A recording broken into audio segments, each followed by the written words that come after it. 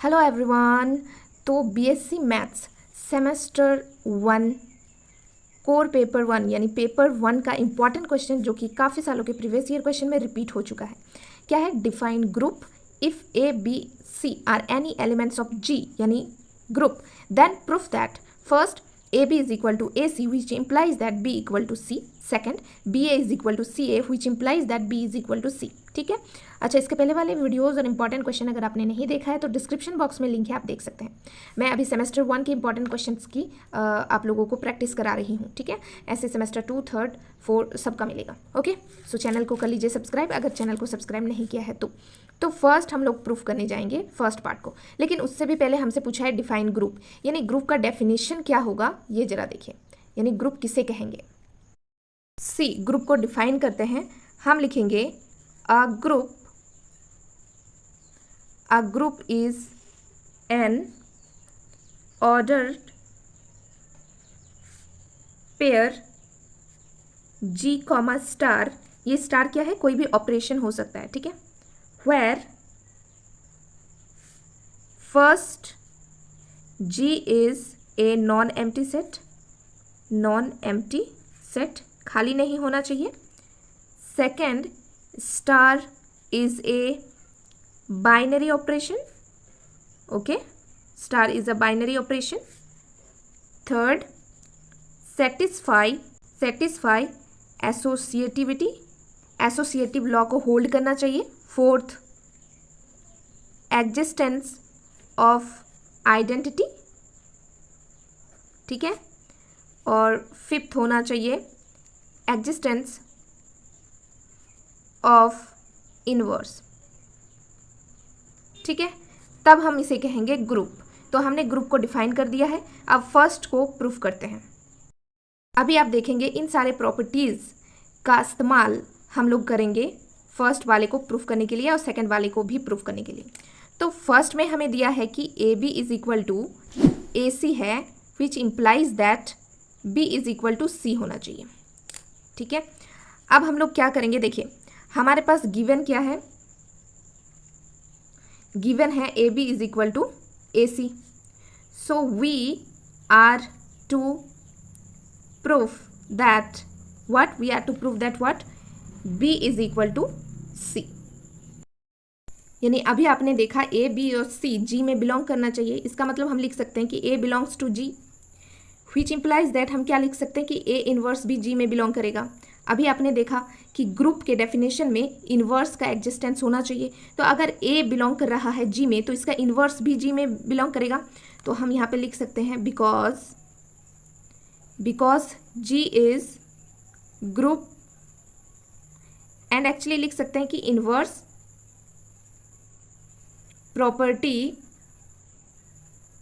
Hold, ये y है। ठीक है, इनवर्स प्रॉपर्टी होल्ड। अब हम क्या करेंगे, हमारे पास गिवन क्या था, a B is equal to A c. अब हम क्या करते हैं, दोनों साइड ए इनवर्स को मल्टीप्लाई करा देते हैं। तो ए इनवर्स को ए बी के साथ मल्टीप्लीकेशन और इसको ए इनवर्स को ए सी के साथ मल्टीप्लिकेशन। अब मैं आपको बता दूं, ये जो है ना, ये लेफ्ट कैंसिलेशन लॉ है, लेफ्ट कैंसिलेशन लॉ। मैं यहाँ पर आपको कुछ इंपॉर्टेंट चीज़ें बता देती हूँ।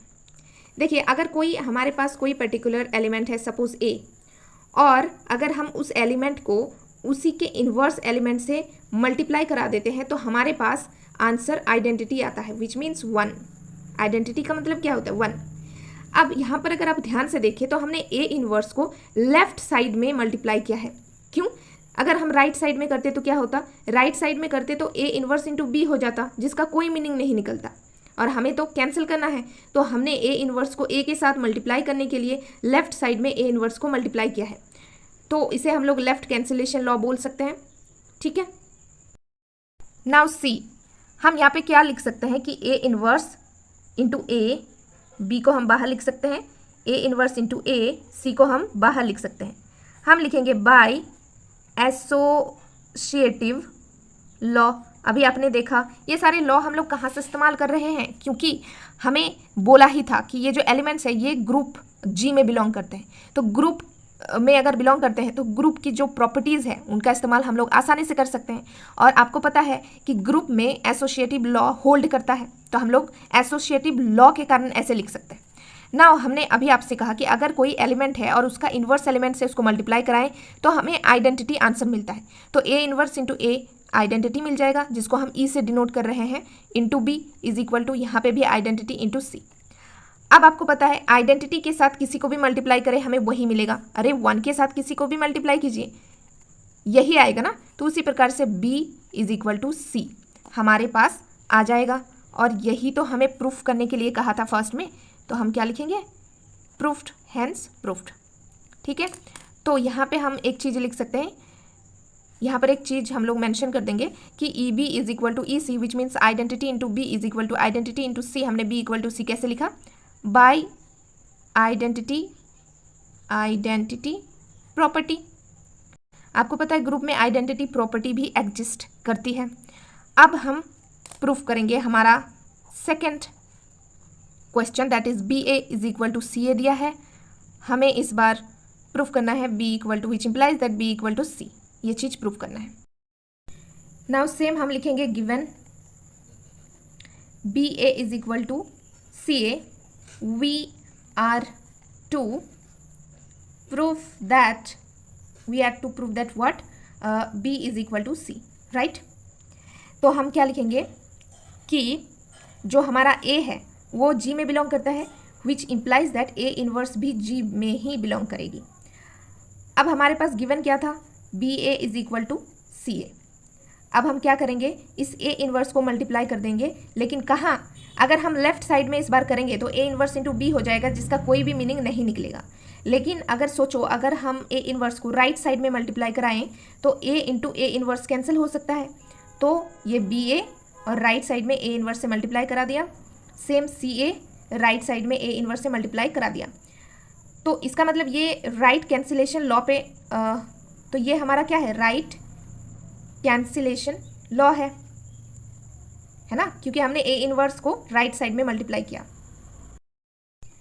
अब हम प्रॉपर्टी का इस्तेमाल करेंगे, b को छोड़ देंगे, a into a inverse is equal to c को बाहर निकाल देंगे, a इंटू ए इनवर्स, ये हम लिखेंगे बाय एसोसिएटिव लॉ, है ना।